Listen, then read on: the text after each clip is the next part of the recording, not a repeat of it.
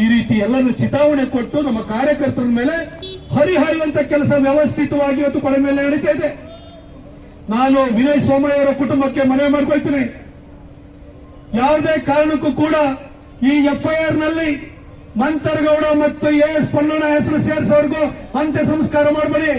ನಿಮ್ಮ ಮಗನಿಗೆ ಬಂದಂತ ಪರಿಸ್ಥಿತಿ ಬೇರೆಯವರಿಗೆ ಬರಬಾರ್ದು. ನಿಮ್ಮ ಮಗ ಆ ಒಂದು ಸಾಯುವ ಮೊದಲು ಕೊಟ್ಟಿರುವಂತ ಕಡೆ ಸಂದೇಶದಲ್ಲೂ ಕೂಡ ಇನ್ಯಾರಿಗೂ ಇಂಥ ಪರಿಸ್ಥಿತಿ ಬರಬಾರದು ಅಂತ ಹೇಳಿದರೆ ನಿಮ್ಮ ಮಗನೇ ಹೇಳಿರುವಂತದ್ದು. ಹಾಗಾಗಿ ಇಷ್ಟಾಗಿಯೂ ಕೂಡ ಎಫ್ಐಆರ್ ನಲ್ಲಿ ಪೊನ್ನಣ್ಣನ ಹೆಸರು ಇಲ್ಲ, ಮಂತರಗೌಡನ ಹೆಸರು ಇಲ್ಲ.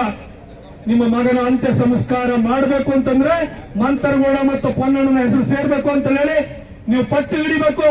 ನಾವು ಬಿಜೆಪಿಯ ಕಾರ್ಯಕರ್ತರಾಗಿ ನಿಮ್ಮ ಕುಟುಂಬದ ಹಿತೈಷಾಗಿ ನಾವು ಮನವಿ ಮಾಡ್ಕೊಳ್ಬಹುದೇ ಹೊರತು ಆದ್ರೆ ನಿರ್ಧಾರ ತೆಗೆದುಕೊಳ್ಳುವಂತ ನೀವು ನಿಮ್ಮ ಮಗನ ಕಡೆ ಇಚ್ಛೆ ಈಡೇರಬೇಕು ಅಂತಂದ್ರೆ ಇವರಿಬ್ಬರ ವಿರುದ್ಧ ಎಫ್ಐಆರ್ ಆಗಬೇಕು.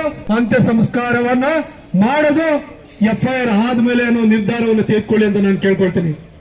ನಮ್ಮ ಕೊಡಗಿನ ಎಲ್ಲ ಭಾರತೀಶ್ ಇದ್ದಾರೆ, ನಮ್ಮ ಅನಿತಾ ಪೂವ ಇದ್ದಾರೆ, ನಮ್ಮೆಲ್ಲ ಲೀಡರ್ಸ್ಗಳು ಕೂಡ ಬಂದಿದ್ರಿ.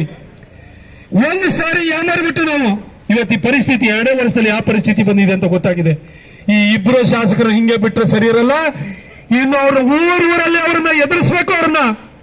ಅವ್ರಿಗೆ ಊರಲ್ಲಿ ಹೋಗಿ ನಿಮ್ಮ ಅಭಿವೃದ್ಧಿ ಕಾರ್ಯವನ್ನು ಪ್ರಶ್ನೆ ಮಾಡಿದ ಕೂಡ ಎಫ್ಐಆರ್ ಹಾಕ್ಸ್ತೀರಾ? ಇದಕ್ಕೋಸ್ಕರ ನಿಮ್ಮನ್ನ ಕೊಡಗಿನ ಜನ ಗೆಲ್ಸಿದಾರ.